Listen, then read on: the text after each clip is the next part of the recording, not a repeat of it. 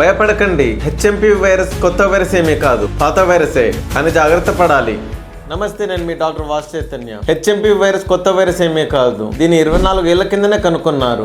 ఈ వైరస్ ని తట్టుకునే శక్తి ఇప్పటికే చాలా మందిలో ఉంది. కరోనా వైరస్ అంత ప్రమాదకరమైనది కాదు, కానీ కరోనా వైరస్ కు తీసుకున్న జాగ్రత్తలే తీసుకోవాలి. చిన్నపిల్లలు, వయోవృద్ధులు, గర్భవతులు, రోగ నిరోధక శక్తి తక్కువగా ఉన్నవారు, ఇతర వ్యాధులు గలవారు అంటే షుగర్, బీపీ, గుండె జబ్బులు, కిడ్నీ జబ్బులు, ఆస్తమా, సిఓపిడి గలవారికి తీవ్రమయ్యే అవకాశం ఉంటుంది. మరి హెచ్ఎంపీ వైరస్ సోకితే ఎలాంటి లక్షణాలు ఉంటాయి? జ్వరము, దగ్గు, జలుబు, ఒళ్ళు నొప్పులు, ఆయాసం, నీరసంగా ఉండడం, వ్యాధి సోకిన వ్యక్తికి దూరంగా ఉండడం, మాస్క్ ధరించడం, దగ్గినప్పుడు, తుమ్మినప్పుడు మూచేయి అడ్డం పెట్టుకోవడం, చేతులు తరచుగా కడుక్కోవడం, అనవసరంగా నోటిని, ముక్కుని తాకకుండా ఉండడం వల్ల ఈ వైరస్ ని మనం రాకుండా చూసుకోవచ్చు.